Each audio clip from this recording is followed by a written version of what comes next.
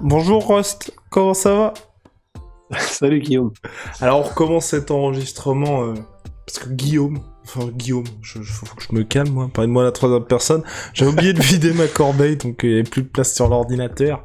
Voilà, en tout cas vous le savez, là on prépare notre méga trip pour l'UFC 270, match des Lakers, UFC 270. Séjour à Los Angeles, transfert, qu'est-ce qu'il y a, hôtel 3 étoiles avec piscine. Tout est dans la description, commentaires épinglés, les places sont limitées, donc voilà. N'hésitez pas à jeter un coup d'œil et le MMA Factory est partenaire. Big Rusty, on s'intéresse aujourd'hui à Jon Jones qui s'est entraîné avec Henry Cejudo, qui a décrit une expérience hautement qualitative pour lui. On lance le générique ? Soit.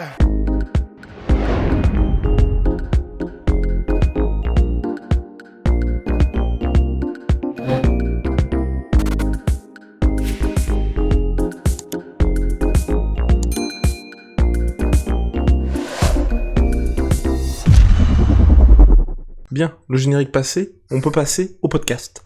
Alors, n'hésitez pas, avant toute chose, un petit pouce bleu, un petit abonnement. Rust, parlons de Jon Jones et d'Henry Cejudo. Est-ce que finalement on est à l'aube de quelque chose d'exceptionnel pour le MMA, comme l'a annoncé Jon Jones? Alors donc il y a deux manières de voir les choses. Ah bon? On peut, voilà. En fait non, voilà, il y a deux manières de voir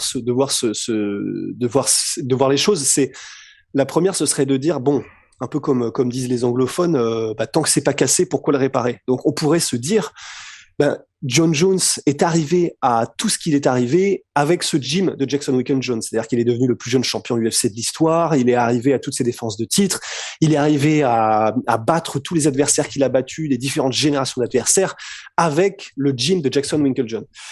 Donc on pourrait se dire, et tout ça entre guillemets, voilà, il a pas connu la défaite, même si voilà, toujours pareil, Dominique Reyes c'était chaud et tout ça, mais officiellement il n'a jamais connu la défaite. Donc on pourrait se dire, on sait pas si c'est une si bonne idée que ça, puisque donc avec ce groupe de personnes qui est Jackson Winkle-Jones mince, ils sont où déjà? Ils sont Nouveau-Mexique. Exactement. Jackson Winkle-Jones, il est arrivé à tout ce qu'il est arrivé. Maintenant, on peut aussi le voir de l'autre manière, et qui pour moi est assez intéressante, qui est, même s'il en est arrivé là où il en est arrivé avec ce groupe de personnes, forcément, même s'il est toujours probablement, et Jon Jones et ses coachs, dans une démarche de toujours progresser, de toujours apprendre, de toujours évoluer, il y a forcément aussi une petite habitude qui s'installe. Voilà, un côté fin de cycle, un côté on se repose un petit peu sur ce qu'on sait faire puisqu'on le fait très bien et que ça marche quoi qu'il arrive. Mais avoir des perspectives fraîches, avoir une nouvelle manière de voir les choses, une nouvelle manière d'appréhender le MMA, d'appréhender des différents domaines du MMA, comment les lier ensemble, de s'entraîner différemment. Ça peut aussi avoir vraiment des bénéfices parce que, tout simplement, Jon Jones, ça fait plus de 10 ans qu'il est dans le métier, il connaît les bails, c'est-à-dire qu'il sait comment s'entraîner, il sait comment être un athlète de très haut niveau, il sait comment progresser, il sait à qui parler, il sait comment, voilà, il sait comment être un champion de MMA. Mais ça peut avoir d'énormes bénéfices aussi, que d'avoir son cerveau, tu sais, remis en route un petit peu, alors qu'il était un petit peu en croisière, alors qu'on était, voilà, ça y est, on est en 5e, on est sur l'autoroute, tout va bien. Là, t'as une putain de Ferrari qui passe à côté de toi sur la ligne de gauche. Tu dis putain, ah oui, c'est vrai. Moi aussi j'ai un moteur en fait là. Moi aussi j'ai une Bentley. Vas-y, on passe la 6e en fait. Pas du tout une Bentley. Dommage, j'étais presque sur cette analogie. Ouais. Mais voilà, une voiture. Attends, laquelle je kiffais sur Gran Turismo 4, Ford GT. J'en peux plus. Ah bah oui, moi aussi j'ai une Bentley. Bref, tu as saisi mon analogie. Vous avez saisi, je pense. Mais tu vois ce que je veux dire. Et donc en fait, le fait d'avoir quelqu'un qui te rebranche et qui te fait reconnecter un petit peu intellectuellement pour avoir de nouvelles manières de voir les choses, ça peut vraiment te rafraîchir ta perspective aussi. Donc en plus, j'ai envie de dire, qui de mieux que Cejudo pour ça? Parce qu'en vrai, Cejudo, c'est quand même quelqu'un, au-delà de son pédigré... Qui de mieux que Cejudo pour entretenir votre Jon Jones? Ouais, voilà, c'est parfait. Mais donc... Ah, tu m'as mindfucké. Qui mieux que Cejudo, parce que c'est quand même un gars, au-delà de son pédigré, il est donc champion olympique de lutte, il est champion de MMA, il a absolument tout gagné. quoi qu'il ait fait. C'est un gars qui ne connaît que la victoire, en fait. Mais il est aussi connu dans le monde du MMA particulièrement pour avoir commencé avec un certain style, en avoir changé parce qu'il a vu que c'était pas forcément adapté et qu'il n'était pas optimal dans sa manière de combattre avec ce style.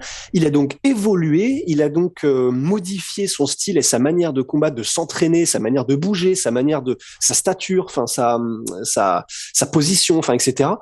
pour avoir le succès qu'on lui connaît ensuite, à savoir être d'abord champion flyweight, puis double champion. Donc, s'il y a bien quelqu'un qui représente ce côté, être capable de se remodeler même en pleine carrière, être capable d'évoluer, de modifier ses perspectives pour le meilleur, c'est bien Henry Cejudo. En plus de ça, Henry Cejudo, alors bon bah ça c'est un peu de l'impalpable, mais on le sait de par les podcasts qu'il fait avec Mike Tyson, c'est vraiment quelqu'un qui, lorsqu'il n'est pas dans son personnage de cringe, de Triple C, où il en rajoute énormément et où bah, certains ça passe, pour certains ça passe pas, voilà, on n'aime pas ce personnage, mais quand il n'est pas dans dans ce personnage-là, c'est vraiment quelqu'un d'extrêmement intelligent, d'extrêmement réfléchi par rapport aux choses. Enfin, c'est quelqu'un de posé qui vraiment a une capacité d'analyse et de réflexion qui est impressionnante. Donc, vraiment, à part le fait qu'ils ne sont pas du tout dans les mêmes catégories et que ça peut poser des problèmes, mais tu me disais que John Jones continue de s'entraîner avec certains de ses sparring partners aussi d'avant. Mais à part ce truc-là, c'est vrai que je pense que ça peut redynamiser complètement John Jones. Ça peut le re-jumpstarter, quoi. Et surtout, là, John Jones, moi, ce que je remarque, c'est on peut dire qu'il adopte la même stratégie que Georges Saint-Pierre, à savoir être le propre chef du paquebot John Jones, parce que il a changé un petit peu son home gym, il a fait des investissements à l'intérieur où il va voir différentes personnes pour l'aider sur tout ce qui est la partie préparation physique avec différents entraîneurs. Il y a aussi ses anciens sparring partners de Jackson Wink. Il s'entraîne aussi dans une nouvelle salle qui est pas Fight Ready, mais qui est une succursale de Jackson Wink. Donc tu vois, il se construit un petit peu sa propre team pour préparer les prochains combats. Je crois aussi qu'il y a quelques coachs de Jackson Wink avec lesquels il est toujours en lien pour la préparation de sa montée en heavyweight. Donc c'est quelque chose aussi d'intéressant qui fait exactement comme ce que tu disais. Et ce qu'on pouvait voir aussi sur ses précédents combats ok, il y a peut-être une usure physique chez John Jones, mais il y a aussi ce sentiment de bon, qu'est-ce qui me reste à prouver chez les light heavyweight, et donc là finalement, bon bah, je sais comment ça se passe, je sais comment sont les fight week, de toute façon, un combat pour le titre en light heavyweight, c'est 5x5, et à la fin c'est John Jones qui gagne, donc quoi qu'il arrive, ça va le faire. Je pense que là aussi il y a cette volonté de véritablement, au-delà de tout ce qui se passe, et toutes les fois on se dit bon bah ça y est, c'est la fin pour John Jones parce qu'il fait n'importe quoi, globalement, cette ligne directrice, c'est de reprendre un peu sa carrière en main, de faire cette montée.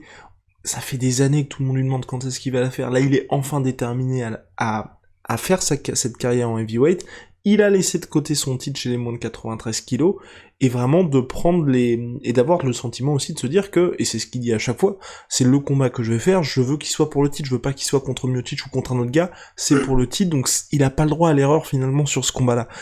Et honnêtement, au-delà de tout ce qui se passe sur l'extra sportif, j'ai l'impression, moi, que c'est une bonne décision de la part de John Jones de s'entourer comme ça, à sa manière de dire bon bah je vais prendre ce qui est pour lui le mieux dans tous les compartiments qui vont lui permettre d'être au taquet lorsqu'il va faire sa montée, puis surtout que comme l'a dit Rust, ça fait un moment qu'il est dans les sports de combat, il a 34 ans désormais, je pense qu'il connaît, tu vois, mieux son corps, mieux que personne, et puis aussi comment il fonctionne et ce dont il a besoin pour arriver au top chez les lourds, et il a toujours dit que pour sa montée en heavyweight, il voulait mettre l'accent et reprendre un petit peu ce qui a fait son succès au début, à savoir sur la lutte.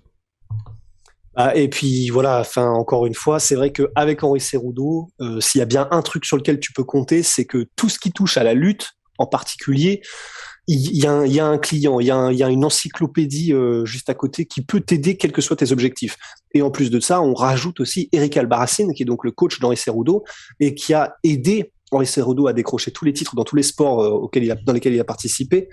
Et donc, enfin, vraiment, ça fait un ensemble de minds, un ensemble de cerveaux, qui peuvent vraiment aider John Jones dans ce nouvel objectif, si il s'y tient effectivement, à savoir vraiment mettre l'accent sur la lutte, d'autant plus que s'il avait commencé un programme d'entraînement basé sur ça à Jackson Wink, il n'y a pas de problème. Il va aller voir Henri Cerudo, il va lui dire voilà ce que j'ai commencé à faire, voilà là où je veux arriver, voilà pourquoi je veux le faire.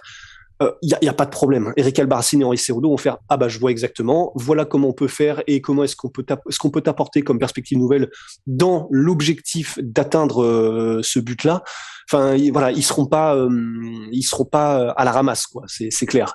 Donc non c'est vraiment une très bonne chose. Alors moi après je m'y connais pas assez en lutte pour pouvoir dire si c'est une chose réelle ou pas, mais tu sais, on dit tout le temps qu'en grappling, il y a le grappling pour les poids, les morphologies normales, et le grappling pour les gros, entre guillemets, le grappling pour les poids lourds.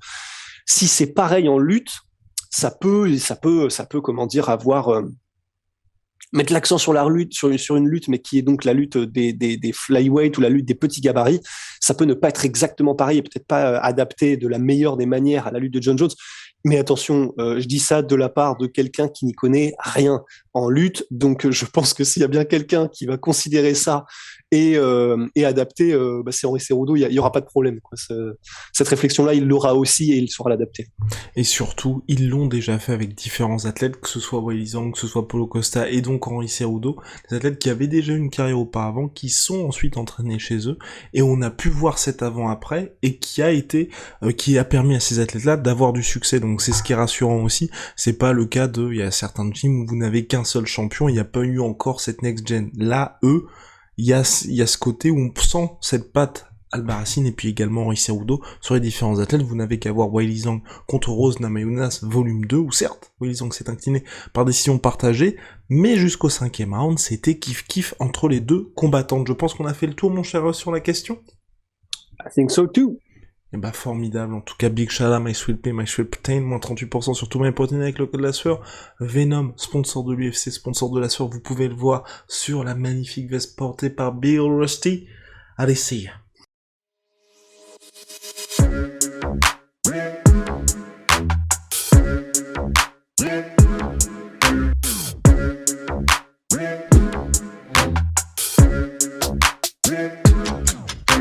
I'm fucking coming for you!